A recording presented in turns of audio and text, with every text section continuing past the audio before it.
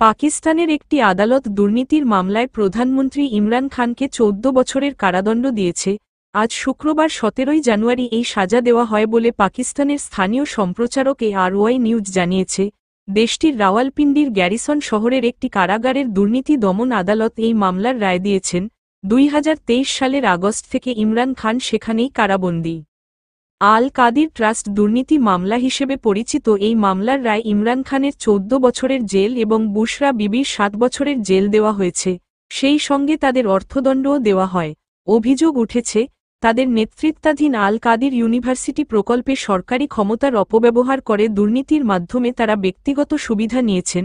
আদালত ইমরান খানকে 10 লাখ পাকিস্তানি রুপি এবং বুশরা বিবিকে এর অর্ধেক, অর্থাৎ 5 লাখ রুপি জরিমানা দেওয়ার নির্দেশ দেন। বিচারক নাসির জাভেদ রানা সাজা ঘোষণা করে বলেন, প্রসিকিউশন তার মামলার অভিযোগ প্রমাণ করেছে, ইমরান খান দোষী সাব্যস্ত হয়েছেন। ইমরান খান 2018 থেকে 2022 সাল পর্যন্ত পাকিস্তানের প্রধানমন্ত্রী ছিলেন। তার বিরুদ্ধে অভিযোগ, আল কাদির ট্রাস্টের নামে একটি প্রকল্পের মাধ্যমে দুর্নীতির আশ্রয় নিয়েছেন। এই প্রকল্পের জন্য তারা মালিক রিয়াজ নামে এক সম্পদশালী ব্যক্তির কাছ থেকে জমি গ্রহণ করেন, যা পরে দাতব্য শিক্ষা প্রতিষ্ঠান হিসেবে প্রতিষ্ঠিত হয়। কিন্তু প্রকল্পটি রাজনৈতিক উদ্দেশ্যে ব্যবহৃত হয়েছে এবং এর মাধ্যমে $239 মিলিয়ন বেশি অর্থ পাচার হয়েছে বলে অভিযোগ।